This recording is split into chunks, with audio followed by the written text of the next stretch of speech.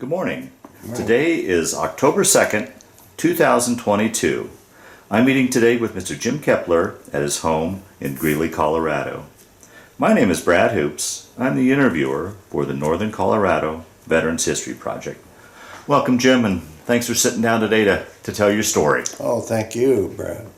Let's start out, if we could. Tell us a little bit about yourself, date of birth, where you were born, a little bit about your family.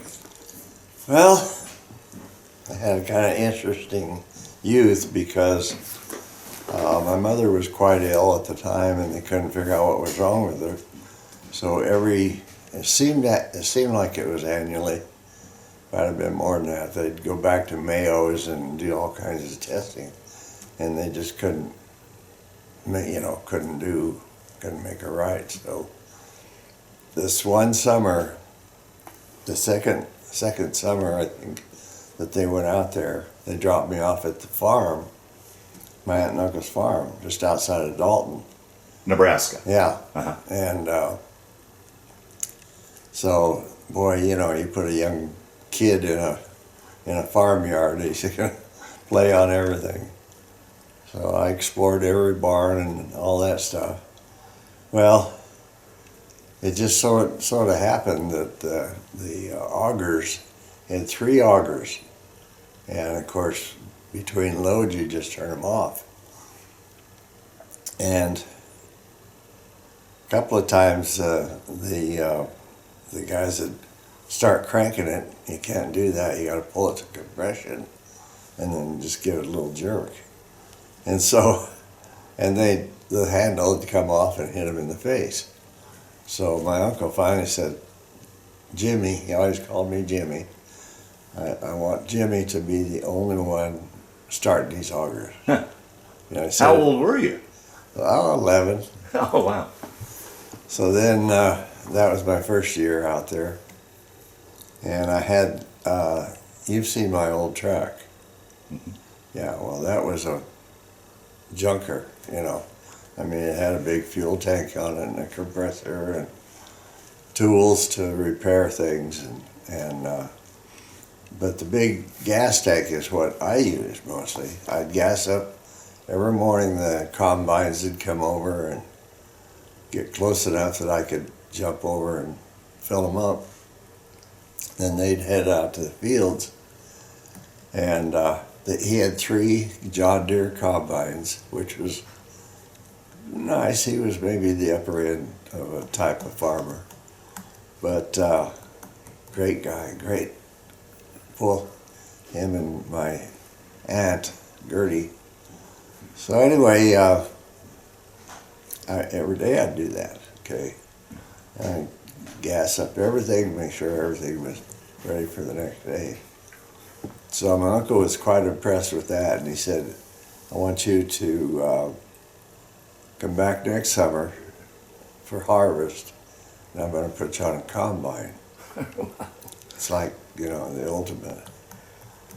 Well, unfortunately, that winter my mother passed away. Oh, boy. And so I just I didn't even want to go, I just went down the sales kind of thing.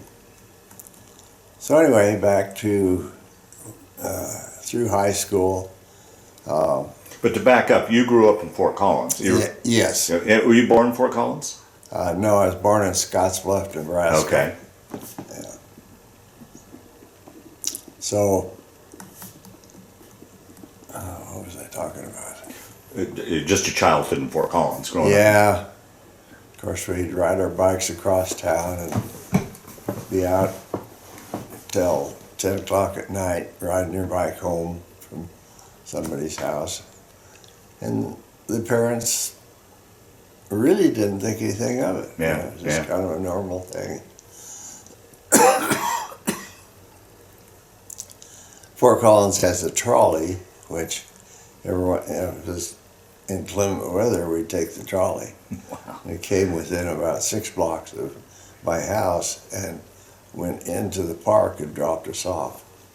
And at that time they had a swimming pool, but it was just a dugout from the shore, and then they piled, I guess, I don't know what it was, But anyway, they made a dike out of it, and it was like a swimming pool. Well, if you'll recall the polio outbreak, and so everybody, just kind of like this COVID thing, everybody thinks it's here, I'm gonna get me, you know. Yeah. And it was kind of hysterical in a way, but anyway, long story. So she kept saying, you better ask your uncle about that old truck. 'Cause I know you love it. I know you should have it, but you got to talk to him. Well, that went on for a while, and then one day we were over there, my son and I think we went to Cabela's. But anyway, we went over to see my aunt and uncle, and my aunt had a stroke, and so she was seriously paralyzed on one side. So. Well, anyway, we were at their one of their anniversaries, wedding anniversary, and it was in the Elks Lodge in Sydney. And so we of course went. All my family went. I don't know how much of his family, because we don't know him. But the room was pleasantly full, and so I assume most of them were just either neighbor friends or maybe a distant relative or something. But anyway, at the end of the deal, most everybody had left except for his family. And we're talking, and all of a sudden he just looks over and he goes, you know, I always thought you should have that job. I'll be darned. Just like that. So he wouldn't let me have, well, he wouldn't let anybody have anything until he was gone or they paid him, one of the two. But yeah, so he was good to me. So was my aunt. And my dad remarried, and it was one of those, I called a mistake, yeah, not looking at it from their side. Two lonely people, two widows. So that's probably what entered into it and made that work. So anyway, I was in high school, and my senior year, this buddy of mine comes up to me and he said, we're going in the Marines. Are you going to go? Just a challenge. And I immediately said, yeah, sure, heck yes. Got to be somewhere. So we all joined. There was 5 of us actually from Fort Collins, and we all joined together. Now, what year would that have been? That'd been 1962. 62. So Vietnam, nothing had flared up by then. It was no. But there was the Cuban Missile Oh, Crisis. that's right. Yeah. So anyway, in boot camp, they called us into the duty officer's tent. And of course, you stand at attention, and he gives you addies, and he says, you Marines have been picked for sea duty. I don't know what the heck that was, excuse me. Yeah.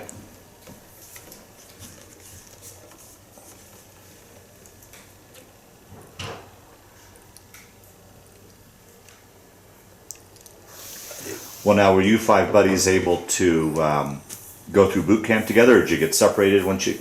No, we were all together through boot camp, and then we all went to our duty stations, and let me think. So one of them,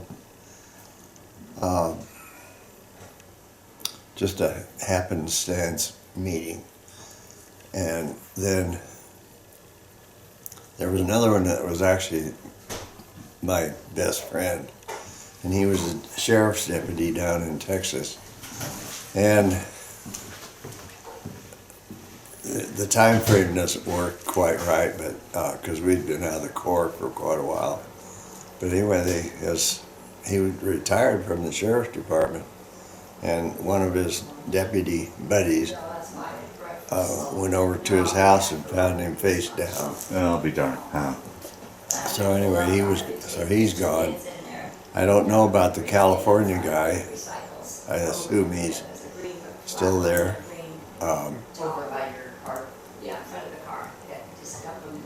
I think that's it. The rest of them are gone. Well, how was that going from the carefree life of Fort Collins, Colorado, to the Marine Corps? Was that much of an adjustment for you? I mean, and boot camp and military life and Marine life. I mean, Yeah. what kind of adjustment was that for you? Well, it's a tremendous adjustment. Yeah. But when you're in the Marine Corps, like you first enter, and then you look back and go, boy, I was a scuzzball at home. Yeah. You know, I mean, racing around and getting stopped by the cops Yeah. all the time, you know, that kind of stuff. Yeah. So I felt proud about that, and I've always held that in high esteem. Absolutely. Yeah. So back to the entry. Well, turns out that very few Marines get picked for sea duty, and Any idea why you and the others were chosen? no, absolutely nothing. Just height, weight, probably facial hair. I don't know what all they judge you on, but if you have anything that's not under their rules, or is under their rules, and not supposed to, then they'll just reject you. So they got 180 guys to pick from. Man. Wow. We were watching the trucks roll down Highway 101 in California, and for 2 weeks we watched them, and you could bet they were full of gear, all kinds of gear, going to Vietnam. Wow. So anyway, I go to sea school out right near Norfolk, Virginia, just south of there, little town, and we had our barracks there. Well, now where did you do? Did you do boot camp on the East Coast or the West Coast? On the west. West Coast, and then were shipped clear to the East Coast then. Well, I imagine growing up outside of trips back to Nebraska and such, you probably hadn't traveled much, had you? Not too much, no. Yeah. Oh, We wow. went to California after my mom died. We took Granddad, and that's a weird combination of people, but we got along pretty good. But anyway, so we were watching all this convoy of equipment heading out, and we knew that we was heard or figured out that it was going to Vietnam. Oh boy. So I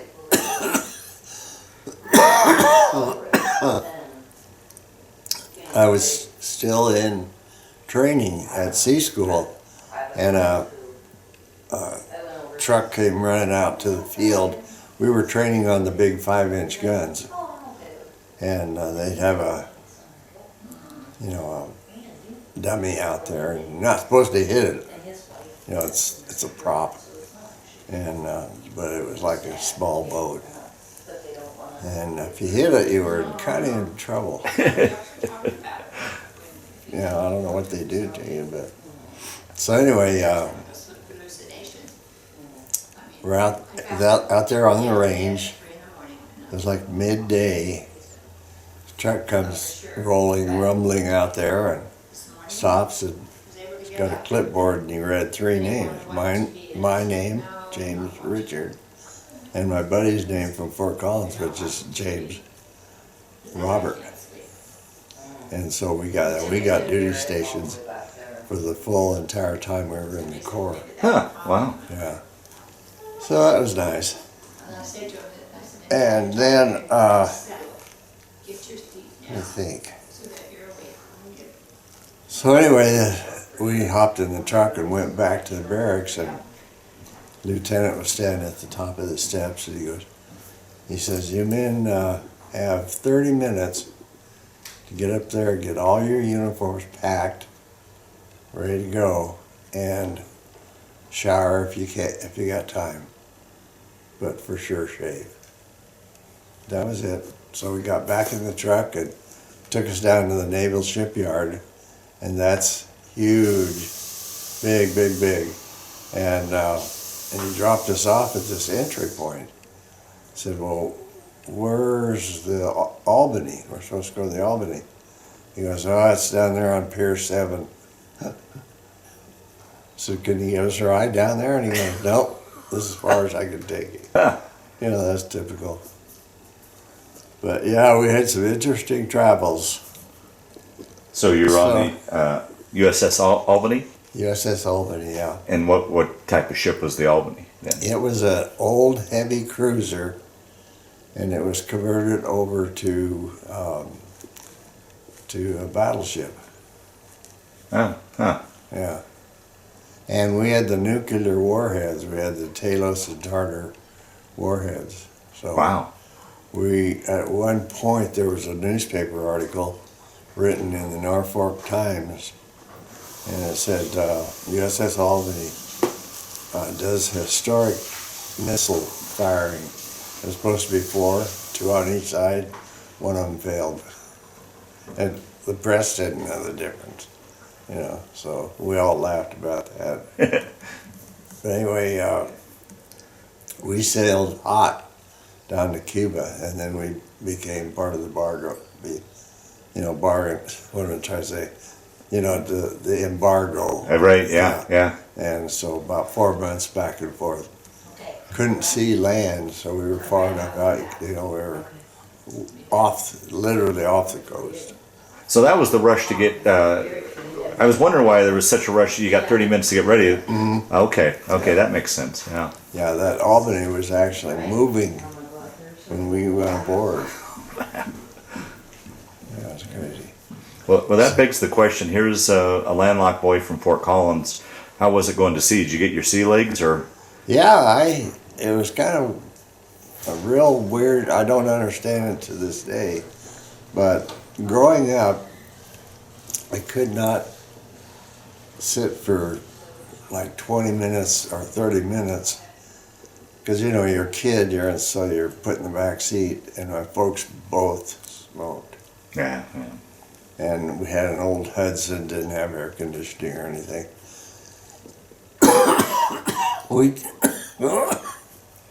Excuse me. We'd go from here to Estes, and I'd be just sick as could be. You know. So anyway, as I settled in there on the ship, I can remember just looking in the mirror at myself and saying, "You're not going to be seasick."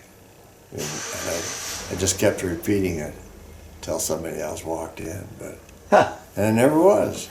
And we were in some really high seas, crossing the Atlantic and in that area. Yeah, real high swells.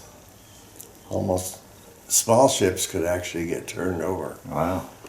You know, but we were big enough that would never happen, and just tore the ship up a little bit, though. Huh. You know. Yeah, I can't imagine. How big was the Marine contingent on that ship? We had 43 Marines. We had a commanding officer. He was usually a first lieutenant, and then I'm trying to think what his title would be, but he was an old, very old first sergeant, and so he was treated in pretty high esteem. So, and then we had kind of a plethora of corporals and lance corporals and whatnot, and we just kind of we were guards, so that was our job. So anyway, we did a Mediterranean cruise, and that was about, several months. That was nice. Where we port, like we ported in Pisa one time. Oh, man. Yeah, we were right there by where that leaning tower of Pisa is. And they all look alike, so I can't really see boy, this was memorable because every place we went, we were, ports are typically not clean. They're not, they don't want them, they don't care about that. Yeah. Just get people here to there. And so you get grubby just being in town, Really? doing a little shopping. So, and there were some foolish mistakes made by some of the guys. We had one guy that he bought a little Luther pistol, and they put it in a box, and they act like the police are coming here, and then you get 2 blocks away and open it up, and it's a rock. Oh, really? There was a lot of that going on. So we got to where we'd open it, and of course they'd scream and yell, "Dude, don't open that! Don't open that!" Okay, there's a pistol in there. I'll take it. Oh, man. So after, of course, we did the whole Mediterranean. We did we did the France.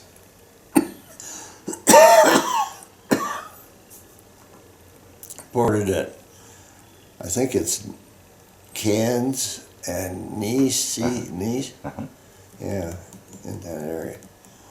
So that was nice, and it was during the film festival. Oh, wow. Okay. So there was a lot of activity, and Did you see any celebrities? Do you remember? no, I don't think so. At that age, I don't know much about that, so Yeah. nor did I care. But anyway, so then we moved on around the bottom part of France over to Spain and reported there. And that was nice. There was kind of an island. Never heard it mentioned until the last year or so now. I know people are going there. That's what's funny.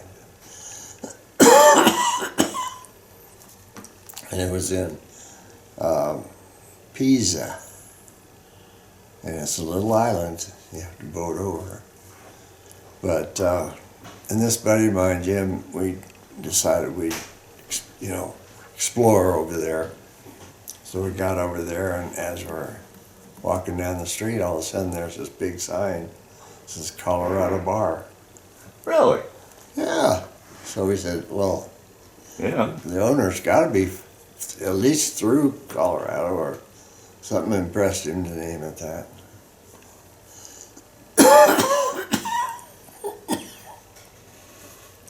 But we never met anybody, and then nobody else in there spoke English, and they didn't really want to give you the time of day. So we left there, but it was beautiful. It was nice. And let's see, from there we went on. Oh, we ported at Norfolk, and they bussed us down to Rome. And it was during the New Year. And I guess the Italians believe in one of their traditions is that they throw out the old out the window. Doesn't matter if it's on the second or third floor, and then bring in the new. And everybody does it, so it's a complete citywide hobby. So we got caught. Uh-oh.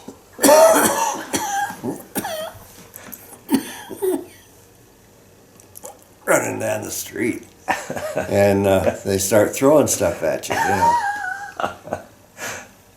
don't think any of us got hit. I'd have got splattered a little bit. Yeah. So then, of course, we were back, bussed back to Norfolk.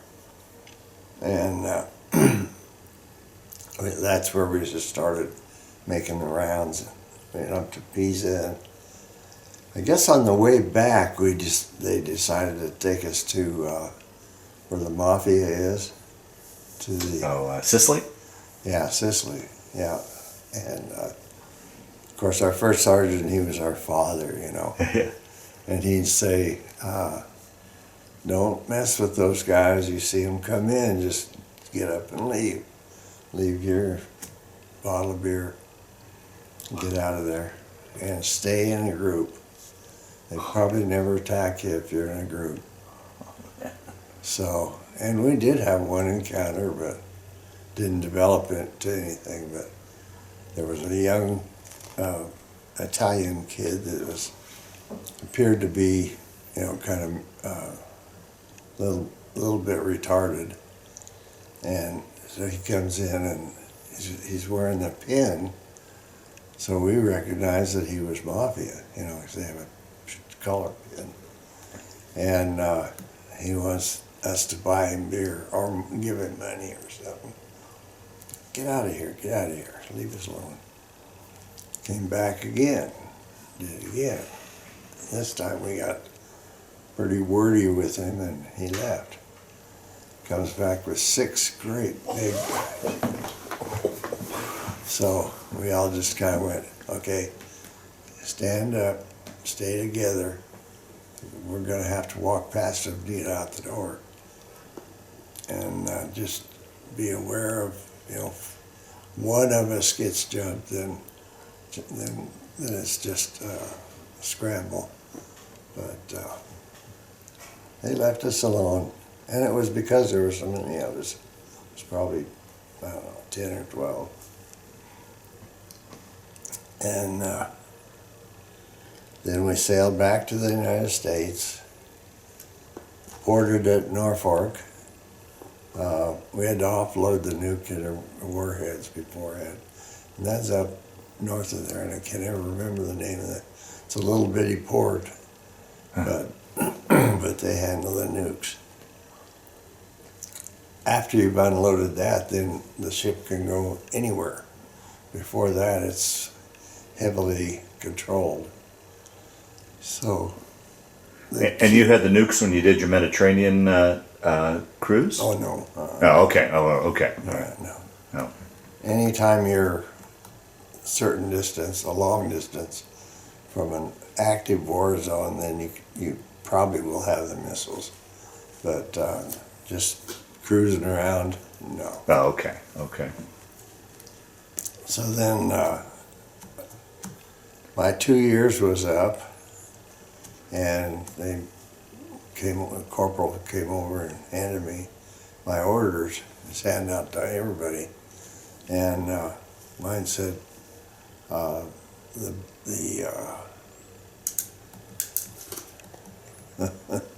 can't think of it right now.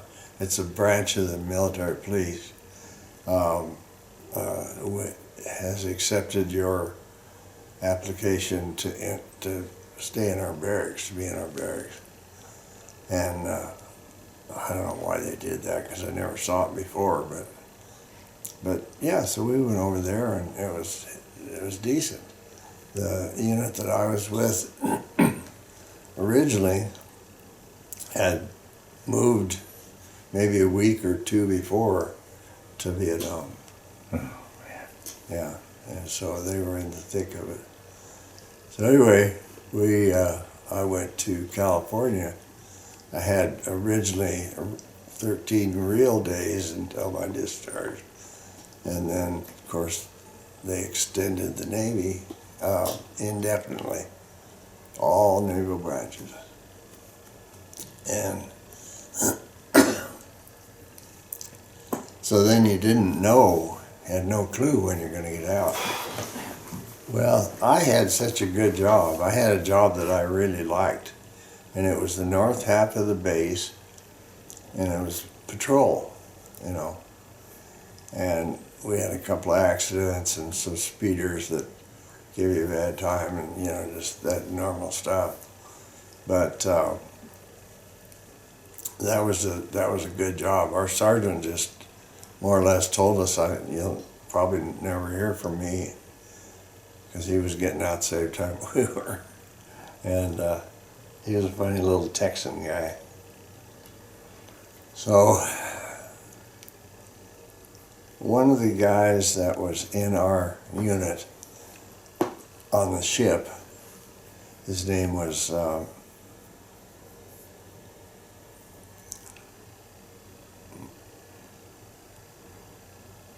anyway, last name Dylan. Nothing. And we became really good friends. Every time we'd go to a convention, we'd usually share a room, and he was just a good guy. Didn't remember him too much. When we were active on the ship, but then afterwards, he started a list of everybody, took their name, and then ask around if you're talking to a Marine was served exactly like you did, and you say, well, what about we had a guy named Champagne. What about Champagne? Well, I haven't heard from him or anything. Or he knew that he went back home. He was Canadian. And so anyway, we were in and out of ports for 2 years. And at one point they had to dry dock us because they were working on the bottom of the hull. Don't know what they were doing, but the ship is hanging on girders or something. And they're down there welding away, cutting away, or whatever. But during that time, they knew it was going to be a 2 or 3 month, not checkup, but repair. And so they just planned on that time. So we moved all of our gear, our personal gear, our uniforms and all that, over to the barracks. Barracks was right there, Marine Corps Barracks. And it's right in that little area where the Constitution is moored. And that's right downtown Boston. So you were based out of Boston, or they just went for the ship repair up there? Yeah, just ship repair. Oh, okay, uh-huh. Yeah, so then after that, deal was up, and we got back on the ship, and then again we just sailed up and down the seaboard, and some places were decent. I think the coldest I've ever been in my life was at Norfolk, Mayport, Virginia, or Florida. Really? Yeah, and the air was chilly, and I was under a vent, so I always had air blowing on me. And I didn't have any source to get more blankets or anything, so I just laid there. Jeez. It was cold. Yeah, while we're on the subject, talk about life on the ship. What life was like as far as your sleeping conditions, the food, what you guys did when you weren't on duty. Well, the ship was set up for what they call port starboard duty. So in other words, one side, port side, is Monday, and Tuesday is the other one, and so then you just leapfrog every other day. And that sounds nice because you got a day free. Yeah, do whatever you want. No. The NCOs that were our NCOs took advantage of that. And they'd make you do all kinds of scrubbing and polishing brass tie bar knuckles, and it just was. And I really liked going back on duty. Number one, you dress real nice and get all showered up and everything. And then they were on 8-hour shifts. So you were on 8, off 8, on 8. Mm. And your duty day, to me, duty day was the best day, in the week. And then every once in a while, we'd get liberty, and if we wanted to go somewhere, we could, or they could just stay there and read or gamble. A lot of them gambled. So anyway, it was you were busy, so you didn't feel like it was, a burden on you. But in reality, it kind of was. But Wow. I really started enjoying the police part of it, and Because it wasn't part of the duty of the Marines on a ship was to handle the brig? yes, Yeah. yeah. And we in the 2 years I was on there was one prisoner. Oh, is that right? Yeah, his sentence was 1 week in the brig, and of course he was the kind of guy that was just testy at the world anyway, And so you'd be sitting there at your desk, and he'd be sitting in his cell, just glaring.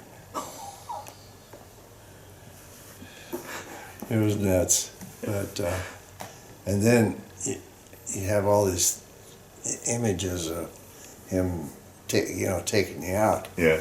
and after he's out of the brig, and nothing happened. Huh. So my tour was up 2 years, and I get orders.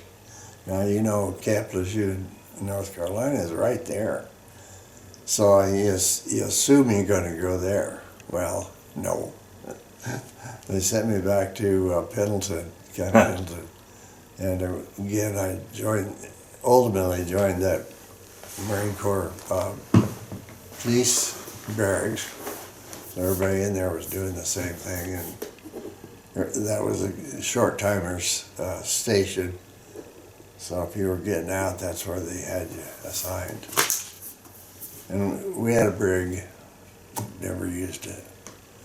First day I was there, they told me I was on brig duty. Get you a fresh mug of coffee and head on down there. It's in the barn at the end of this barn. So I go down there, and doors wide open, bed's not made. There was nobody in the brig. Hadn't been for probably years, The only people you could put in the brig is if somebody came on the base and started doing some damage, and then you can it's basically a citizen's arrest. And then, but most of the time it's just surfers, and they surf the, what is that, Baja Bay or something like that. It's considered really, in the United States side, they claim it's one of the best areas for surfing. And of course, we couldn't go out in the ocean and retrieve them, we try to signal them in, but most of them get right to the shore, do that fishtail deal, and away they go. And we had a lot of them get away from us.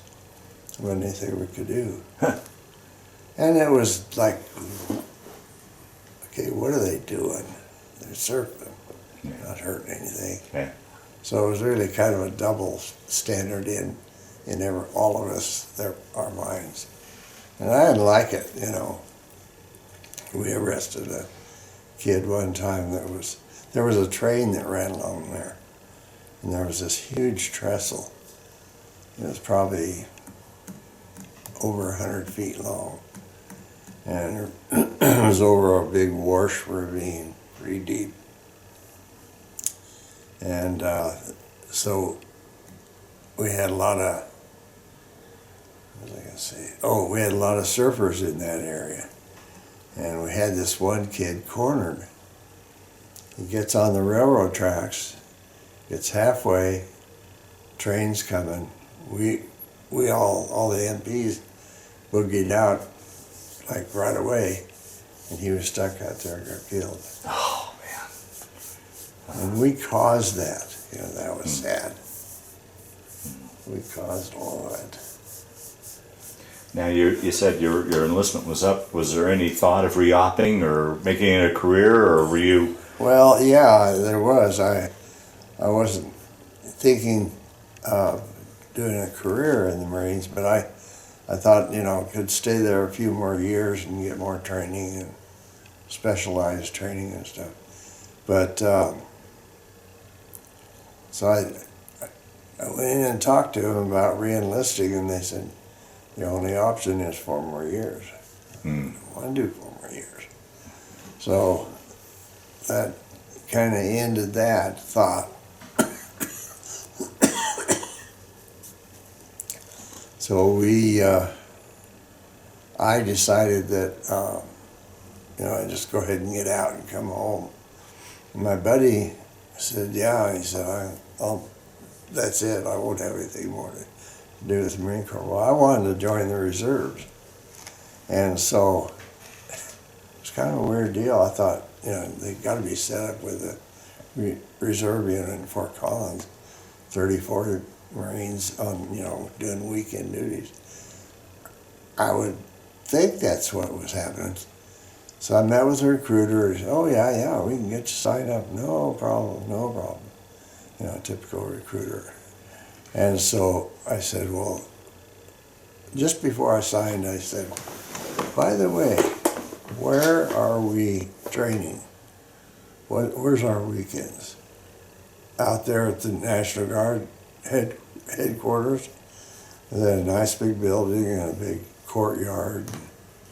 Some heavy equipment sitting in there. But anyway, he said, oh, no, your duty station would be in some little town I'd never heard of in Texas.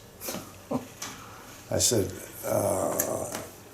he was a sergeant. I said, Sergeant, let me get this straight. I take Friday off from my work, drive to whatever that place in Texas.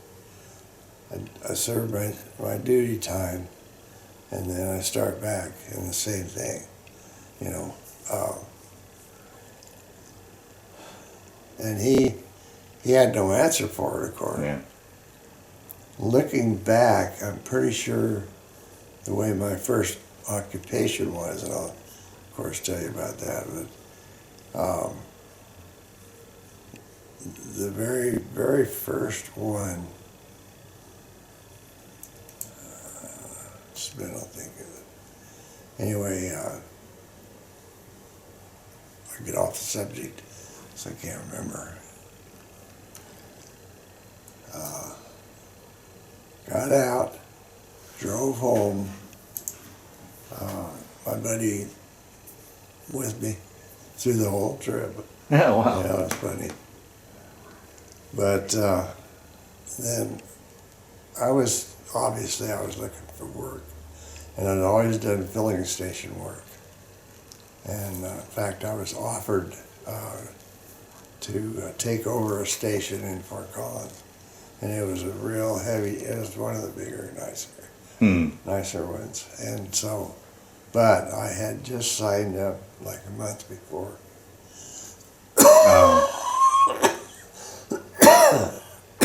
So that was the end of that thought. Then I worked a couple of gas stations and just kind of fill in. And one day, my previous boss, when I was in high school, called me at night. And he was rooming with the guy that was the state employment officer or something like that. And he got tired of driving from Denver up. And so they got together and shared an apartment. Anyway, he says, I can't remember his name now. Anyway, he came home, and he's got a really pretty decent job if you're interested. He says, yeah, you bet. So when I got the card for him, like at 8 in the morning, I went right over to the NCR office. Hand him that card. And I guess they keep track of how many people got sent and all this stuff. So anyway, I said, well, what's next? They said, well, the manager over there NCR will, put you to the test or whatever. So anyway, I went over one day and we set it all up, and they have you in a conference room and they just shut the doors so it's quiet and nice. One of the types that it's best to be doing your test in there than with the door open. So anyway, the test was interesting. I wish I had a copy of it. Upper left-hand corner had a gear and a sprocket and a belt. I don't know what all. And there was an arrow showing the direction that it's turning. So the exam part of it was go down through all of these gears and pulleys and everything, and then get to the very bottom right hand one. Which direction is it turning? And so when I got called from Maynard about the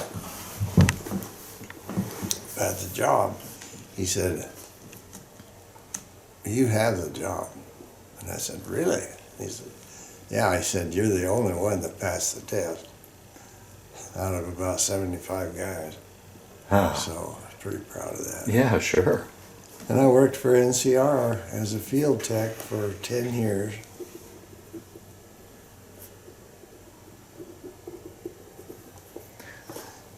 NCR, of course, at that time was the cash register company. Mm-hmm. And we had developed into small computers and accounting machines and sorting machines. When checks go through a bank, they'll have to be sorted out by area or something, I'm not sure. But anyway, so I worked on those mostly, and there was an interesting time, and I didn't think about it at the time. We had a mechanical disc for storage, turned about 1,000 RPM or something. And it wasn't very big, it was not that big. And you had that, and then, where's it going with that?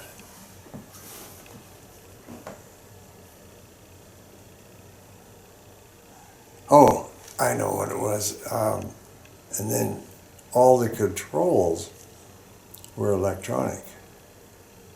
So you got a blend of two different source inputs. Yeah, right. And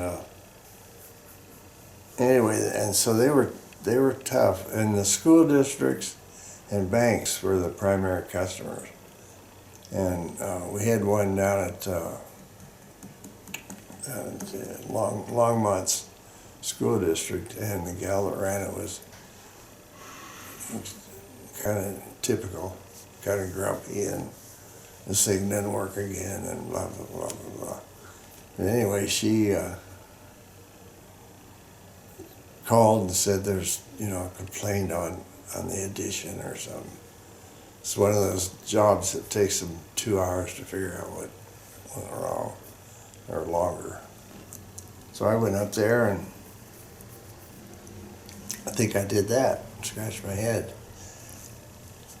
I started checking voltages through the whole operation, with a multimeter, and got down to the output from the power source was supposed to be like a +8, and it was a -4. One component went out, and so that changed it from 8 to 4, and then it comes to her as an error in the machine, and she just gets super livid about it. So anyway, so we went in there and I worked on it, and usually our repair at that time was excuse me, was to turn the machine off for 20 seconds and then turn it back on. And of course this one, we couldn't get it stable. So when I left there, I told her, I said, it's just like it was when I came. So it's gonna make some mistakes. Just be aware of it, You know how to spot those anyway. So she said, okay, fine. Well, she went to her boss and trumped up some statement that I didn't do. Yeah. Well, he called our salesman, and of course they got together with my boss, and they're all on fire, about this thing. And I said, well, that's kind of normal verbiage when you work on a machine that you aren't confident that you fixed it. You don't know until they've run it a little while, and that's basically what I told her. So everybody was happy for a while. But that was one of the toughest. They had to send in the regional, what's he called, the Western United States. I don't know, he covered a big territory anyway. And he was like the knowledge block, period, He was the knowledge. Well, he was on his way up, I knew that. And I think he flew into Denver and used one of their vehicles to come up. And so, meanwhile, I changed one resistor, just changed it out, and put the same, amount of what it was designed for as far as current flow. And I went and bought one at Radio Shack and cut the ends off and put it in there and soldered it in, turned it on, it worked perfect. Well, Jess gets there and he goes, what do you got going here? I said, well, I got it fixed. He goes, now let me see. It was doing this and this and this and this. Yeah. And you fixed it? Yeah. Never heard of a field man being able to do that before. Wow. Huh. So, anyway. So I did my 10 years in Fort Collins at NCR. And then I got restless again and wanted to open a retail store. And my brother-in-law owns the Light Center in Fort Collins. So we just patterned mine exactly after his. And basically we were referring to each other as friendly competitor, my brother-in-law. Uh-huh. And he just requested that I stay on the east side of the highway. We'll just split the territory and I'll be on the west side. Of course, around Fort Collins, that west area is just exploding with houses and people. So, but anyway, I came over and I found a decent spot and opened my store, Kepler Lighting, and we had about a 12-year run, but unfortunately it was during the 80s and the economy was real flat. And I know one time I did the statistics, and I would normally do like 75 commercial jobs, pretty good sized churches and restaurants and things like that. And those were pretty decent, and pretty easy to work with those people. Blended with I had an old van that I had bought to haul the Boy Scouts around, because it was a 9-passenger. And we'd sit in there, the customer, building this $300,000, $400,000 house. We'd sit in there and go through the magazines. And I would always say, I like this company better than that company for this reason. And you can decide either one, it doesn't matter. But just so you know that, you know. They arrive with broken glass and you call them right away and a week later you get the glass. Well, probably lost a sale on it. So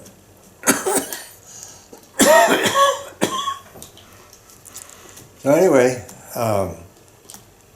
came over and did the store, but financially it just wasn't working. So I sold it all and got my real estate license.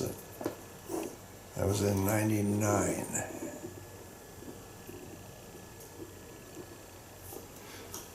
And I was with the group real estate for 13 years. And then I moved over to Pro Realty with Mike and the boys. Yeah. So you finished out your working career in real estate then, Yeah. and retired from Yeah. real estate? Yeah, basically. Yeah, I went from Snap-on dealer to realtor with the group, and like I said, I was there 13 years. And it was during the better times, you know. I mean, a guy right now might be selling 10 houses a year.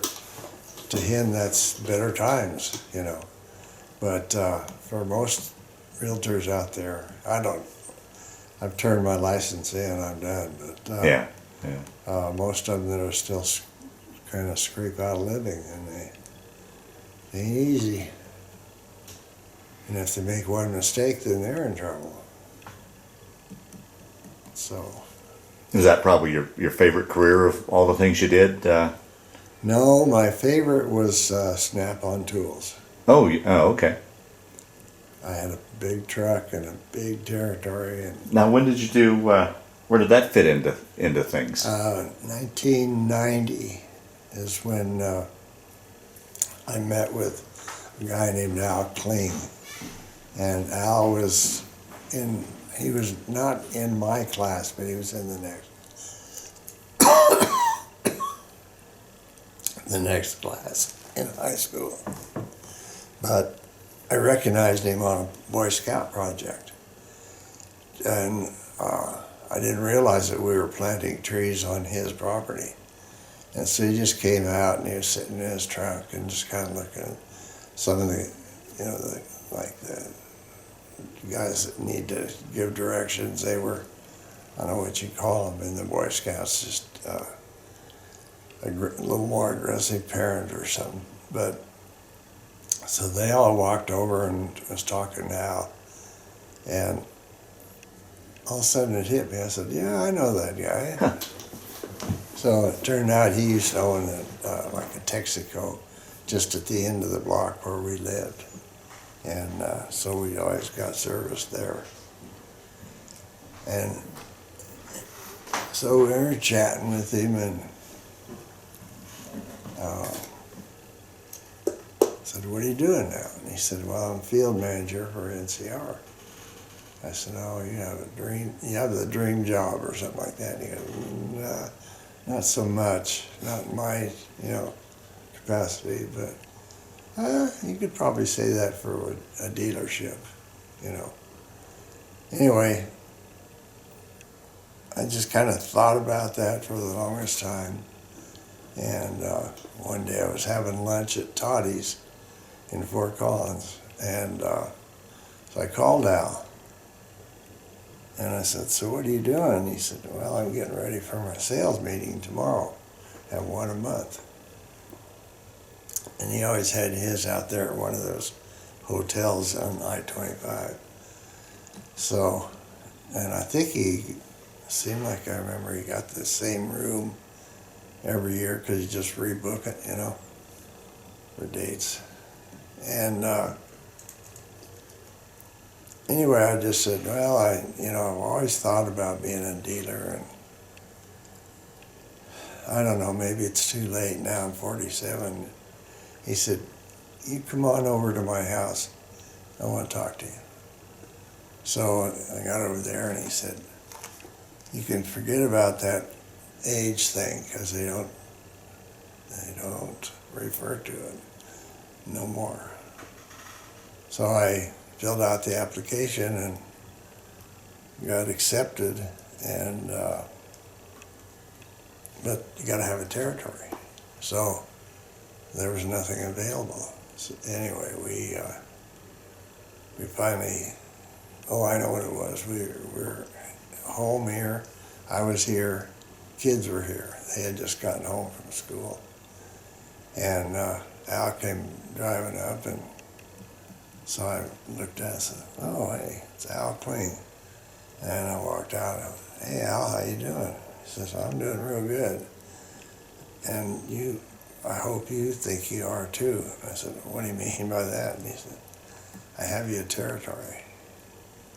I said, well, you know I'm not going to move out of my house, my area. Nope, this one is 35-minute drive. And it was Cheyenne. So, anyway, I did that for 2 years. And then, well, actually, I did more than that, but starts out the change point, I guess you'd call it, is after 2 years, then the main boss in Denver is always pushing stuff your way, and he's just real aggressive. And anyway, we had a little spat one day. It was about something else that was one of my duties, and which really wasn't. I mean, there was nothing ever shown to me that was, but I knew it would help to everybody rather than mailing things. So anyway, I just left there, and we left there as though I hadn't quit or anything like that. And he said, just go back to your house, and within about 2 weeks I'll have your territory ready. And it was pretty much the same as I had before. It was actually better, just because of some of the accesses. And so I did that till 99. And I like the real estate business a lot, especially with the group. The group gives the best training. They're literally training all over the world. Don Tennyson and somebody else I don't know, and Larry Kendall. Yeah. Anyway, they built an empire on it, but by then I was kind of disillusioned. A couple of things that I thought weren't right, and it was going to be that, and I put up with it for 10, 12 years, but finally got tired of it. Well, let's shift gears now and talk about family. How you met Leona and children, grandchildren. Take your story. Okay. That part of the story, your life. So I've got 2 children. I have a son who's 40-something, 48, 47, something like that, and a daughter who's 40-ish, 41 maybe. And both of them are really successful. My daughter married a guy that had a lot of money, and he's turned out to be a really good husband. And they have boy and girl twins, 13 years old. So, and they do a lot with them. They do all kinds of sports, and Chase is the boy, and I'll tell you, he's a good football player. And at that age, for them to be cognizant of what's going on, pretty rare, But yeah, he can tell you stats about football just out of his head. He'll talk about a quarterback that got traded, and the 2 companies, the 2 football companies were both still paying him. and that's today, that's current. So, yeah, he's amazing. Okay, I got my son and his wife live in Houston, Texas. And he is he graduated mechanical engineering from School of Mines, and then got a little, I guess another degree in accounting or something, because he was told that his math area needed to be on top of the game for what field you're going into, because it could be very competitive. So he got good grades the rest of the time he was in college, and he got handpicked by the company he's with, and I'll say the name of it and then explain it. It's Air Liquide. And then if you kind of stop for a second, it's Air Liquid. So they sell every kind of inert gas you can imagine. Some of it's a real high dollar, some of it's just so much a pound, and so on and so forth. But his job has developed into, and I'd say it's been several years, but it developed into a program where this group of engineers, and they all work under my son, so he coordinates what they're doing, and especially when they start a new project. So they live a good life. They were in Paris for 3 years, and we visited them every year. And then sometimes we'd do a trip down south through the Burgundy area, they call it. And did you ever retrace your steps when you did your Mediterranean cruise in the Marines? Did you get any of those spots? We were on a bus cruise, so no, I couldn't do that. But I could see the land from the ship, it went that far out. It was interesting. And your son have children? Yeah, I'm sorry. We have a grandson by Jonathan, Susie, and he's smart as a whip, smarter than you can imagine. So he's good. Every once in a while I have to kind of straighten him out when they're here, and that's pretty rare. So, but we go down there, and he's got his play buddies up and down the block. They're in a gated community, so it's pretty nice. But yeah, he's working on one now for ExxonMobil, and I shouldn't ask, but I always like to know. So what's this project gonna be worth? He said, probably around 90 billion.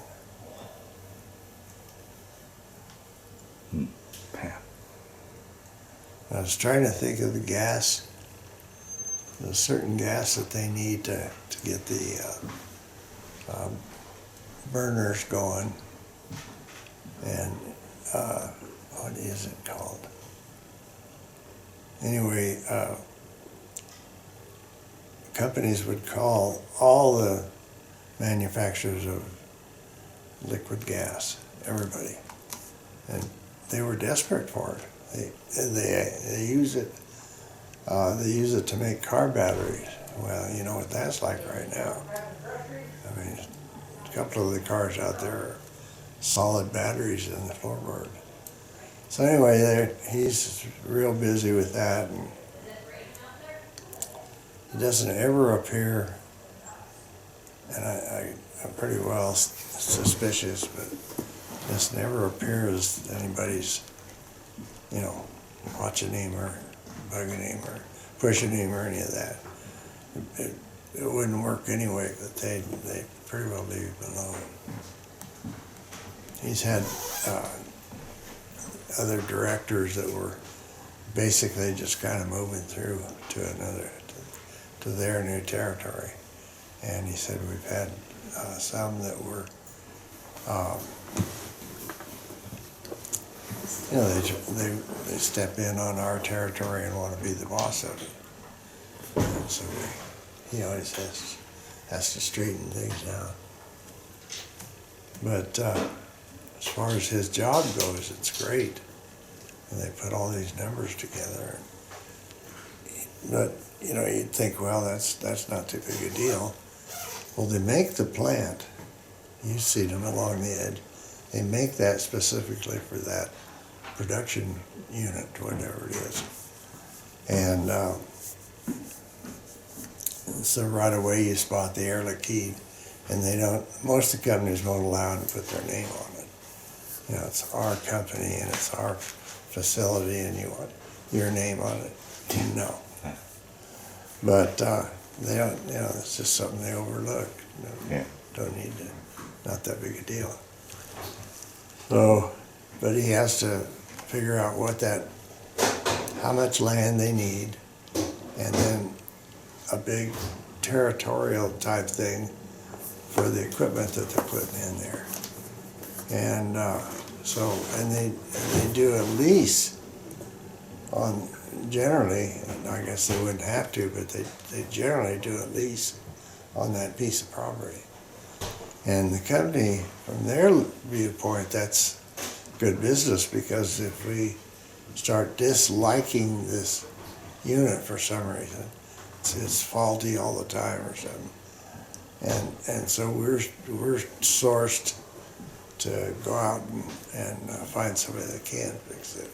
Well, if you're under contract, you can't do that. Yeah, right, So, right. but that's his job. He works at it hard. Well, talk a little bit about how you met Leona and wooed her and Well, she was down here from Canada. She graduated from the University of Edmonton. And the job opportunities were stronger in this country. And I think the pay was a little bit more or something.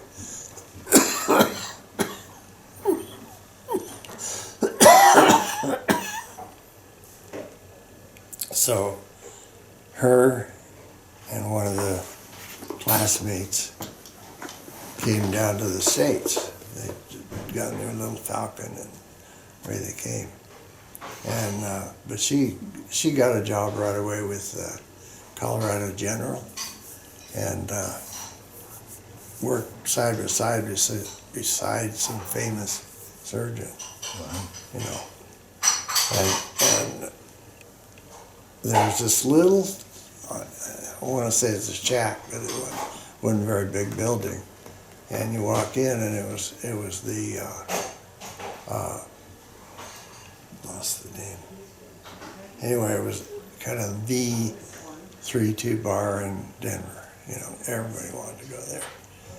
And I just lived a block away, so I'd usually just walk over there, you know, if I was going there. Of course, when I first got down there, I was in school, and we had to study. You know, we'd have books that thick of logic plans. And you gotta make all that work. Anyway, so I called this buddy of mine who had been, I've known him through high school. He was ahead of me, went to CU, became a naval aviation officer. Yeah. He only did it for a short time. It wasn't his profession. But he came back to Fort Collins and spotted him somewhere and kind of just reacquainted. And we became really good friends. Well, this one night I was heading over to the bar, and Loy had called me at school and said, I'm going over to the CI, it's called the CI College Inn. And I said, okay, I'll probably be there about 5:36. She goes, okay, I'll get in there and get a table and hold it. So anyway, I walk in the door, and here he sits with 3 other women, you know. We didn't know what the story was yet. You've been talking this whole time? Yeah, I have. Awesome. That's great. But there was quite a bit of time wasted coughing, though. That's good. That's good. We were in the middle of the story of how he met you at the bar. Oh yeah, that's a good one. So Yeah. after class, I walk in there, and Lloyd's sitting there, and I said, well, this is suspicious. You're sitting there with 3 other girls, you know. He said, well, you know, he says, I had this, you know, I had retained the use of this one, and I knew they were going to walk in the door and just be frosty as could be, you know. And so he said he invited him to come over and sit at this bench. And so meanwhile, I head over there with another guy, and he was from New Jersey or something like that. And we get over there and walk in, and boy, girl, you know. So anyway, so we sat. Boy, I think the whole group just kind of sat and talked, you know, talked about their life and stuff. And we hadn't actually spoken. The tradition was, at that time, was to get a matchbook cover. That was your tradition. And you'd have that in your pocket and say, well, can I give you a call? Oh, right. Yeah, Or okay. come by the house, pick you up, or whatever. And you'd write it in that matchbook. And but yeah, as it developed, I think the one gal left. She needed to leave because she was working early, and I don't know. I think you and I were the second. She says, well, I don't want to stay out this late from work because of work. And so she started leaving. I said, well, can I give you a lift? Can I give you a ride? She said, oh, no, I've got my car here. And I went, oh, okay. Well, would you give me a ride? That's a pretty good memory today, Keppy. So she gave me a ride, but it was the whole atmosphere was pretty cool. And then, but I had her number. I guess a week or so later, and called her, and what was the first thing we did? The movie? Yeah, Paint Your Wagon. Paint Your Wagon. Hmm. Yeah. And then we went out for dinner one night, and then we figured out that we both skied, and boy, that just took it over the top of the hill. Yeah. So we skied a lot together. Yeah, we sure did. And then we taught our kids how to ski a lot. Yeah. It's changed so much Yeah, yeah. up there that it's a little discouraging. So how many years then have you guys been married? 51. 51. 51. Wow. Yeah, we went to the Gulf Shores of Alabama last year to celebrate our 50th with family. It was fun. It was wonderful. Yeah. Really Good nice. time. Well, Jim, as we kind of wind down this interview, I know we've only probably got the tip of the iceberg of your story, but is there anything that I didn't ask you, or any stories that have kind of floated to the top that you want to include in this, that so we can kind of, as best we can, round out your story, or do you think we covered everything you wanted to cover? I think we covered everything, Yeah. pretty much. Yeah. As you look back on your time in the Corps, do you see that as How do you see that? Do you see that as just a chapter in your life, or did it change your life, affect your life, play a role in your life? How would you answer that question? Well, it would definitely change your life, you know, and it gives you a real solid base for being a United States citizen and a patriot, you know. Whereas I talk to guys all the time, different branches, and they'll say, yeah, I was in the Army. Oh, how was your career? I don't know. And they just don't care, you know. And most of them were the draftees. You know, they weren't happy. So, Yeah. but, yeah, it changed my life a lot, you know. So, I've always been mechanically inclined, and I had a chance to go into a service station, but it was just like a week after I'd signed up in the Marines. Yeah, so you'd said. Yeah. That would have been a gold mine. Well, I want to thank you. What we'll do after this interview is we'll go through your pictures, but I want to thank you for sitting down to tell your story today, and more importantly, I want to thank you for your service to our country. Thank you. Appreciate it, Brad.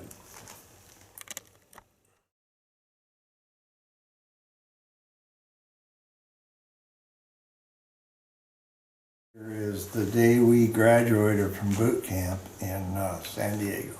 And that's your 5 buddies from Yeah. Fort Collins? Yeah, I'm on the right, and there's I can't quite see it, but Louis Sudworth, Tom Olson, and Chris Barkley, And Kyle. and Jim Kyle, yeah.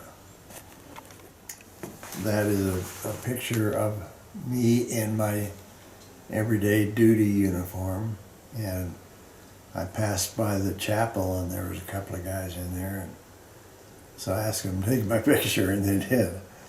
And to me, that's it, just showing how we dressed, you know, dressing uniform.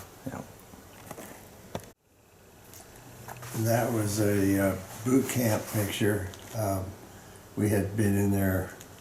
Actually, it's probably IDR, which is the next level, because by then they'd started to issue weapons for training, and they just hand them out, you know, here, and it came to me, and he hands me a BAR.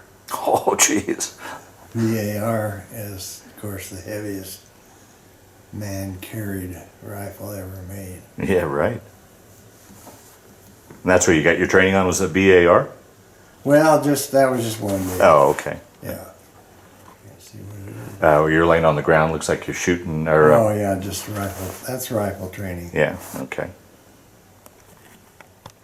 Well, the groups that you see there were Marines on liberty, and we went into town. We were hanging around the different parts of Rome, and this vendor, they always just come up to you and try to sell you watches or whatever their deal is. And so we were just doing nothing, and he walks up and wants to sell us stuff. So everybody just started picking on him. We had him pretty well covered. But that was kind of a nice place. Where's the Rome, the Pope live? Oh, Vatican? Yeah, the Vatican. Yeah, we were able to wander all around it. And we did the 3 coins in a fountain kind of thing. Yeah. And, Catacombs. oh yeah, the catacombs. That was funny. The whole undercarriage of Rome is tunnels. And then they cut out one little house, and that's their family that they can bury. Hmm. Yeah, it's really spooky. Huh. So we're walking through this passageway, and I noticed Jim Kyle was right behind me, and he got fascinated with something was looking off. And the group moved it forward. Well, no big deal, you know, it's like 25 feet. But I turned my, whatever it was, flashlight, I think, and I stepped back into one of those doorways. And I waited till he was right beside me, and then I jumped out at him. Thought he was going to beat me to death.